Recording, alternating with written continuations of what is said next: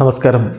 റാഫ്റ്റോക്ക് ഫുട്ബോളിലേക്ക് അവർക്കും സ്വന്തം. ഈ സീസണിൽ MLS മികച്ച തുടക്കമാണ് ഇന്റർ മയാമി നേടിയിരിക്കുന്നത്. അവരുടെ കളിച്ച 3 കളികളിൽ ഒന്നുപോലും പരാജയപ്പെട്ടിട്ടില്ല. 2 വിജയങ്ങൾ, 1 സമനില. അങ്ങനെ ചരിത്രത്തിൽ ആദ്യമായിട്ടാണ് MLS അവരുടെ ആദ്യ 3 കളികളിൽ പരാജയമറിയാതെ മുന്നോട്ട് പോകുന്നത്.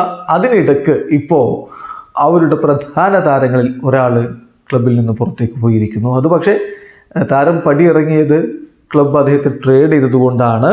മറ്റാരുമല്ല, ഡിയാൻഡ്രെ എഡ്ലിനെ FC സിൻസിനാറ്റിയിലേക്ക് ഇപ്പോൾ ഇന്റർ മയാമി ട്രേഡ് ചെയ്തിരിക്കുന്നു.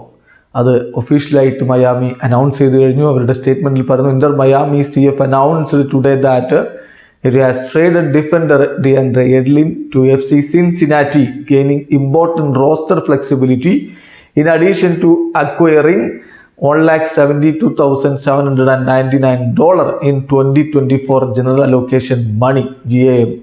ഇതാണ് പറഞ്ഞിരിക്കുന്നത്. അപ്പം ഫൈനാൻഷ്യൽ അഡ്ജസ്റ്റ്മെൻറ്റിൻ്റെയും അലോക്കേഷൻ്റെയും ഒക്കെ ഭാഗമായിട്ട് റോസ്റ്റർ ഫ്ലെക്സിബിലിറ്റി ലഭിക്കാൻ വേണ്ടിയാണ് ഡിയാൻഡ്രെ എഡ്ലിനെ ട്രേഡ് ചെയ്തിരിക്കുന്നത് എന്ന് ഇപ്പോൾ ഇന്റർ മയാമി അറിയിച്ചിരിക്കുകയാണ്. എന്തായാലും താരം ക്ലബ്ബ് വിട്ട് പോയിരിക്കുകയാണ്.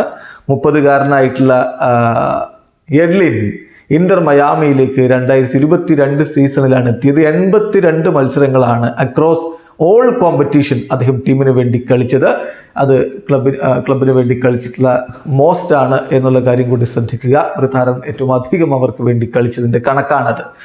എന്തായാലും ഈ കാലയളവിൽ അദ്ദേഹം 9 അസിസ്റ്റുകൾ 65 MLS മത്സരങ്ങളിൽ നിന്ന് അദ്ദേഹം നേടിയിട്ടുണ്ട്.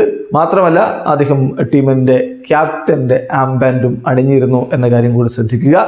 2023 ലിയോ മെസ്സിയൊക്കെ ജോയിൻ ചെയ്തതിനു ശേഷം അവരുടെ ചരിത്രത്തിൽ ആദ്യത്തെ കിരീടം ലീഗ്സ് കപ്പ് നേടിയപ്പോൾ അതിലെല്ലാ മത്സരങ്ങളിലും അദ്ദേഹം കളിച്ചിരുന്നു എന്ന കാര്യം കൂടി ശ്രദ്ധിക്കണം. എന്തായാലും പ്രധാനപ്പെട്ട ഒരു താരം ഇപ്പോൾ ക്ലബ്ബ് വിട്ടു പോയിരിക്കുന്നു. വീഡിയോ അവസാനിക്കുന്ന ഫുട്ബോൾ ലോകത്തെ കൂടുതൽ വിശേഷങ്ങളുമായി റാഫ്റ്റോക്സിൽ എത്താം.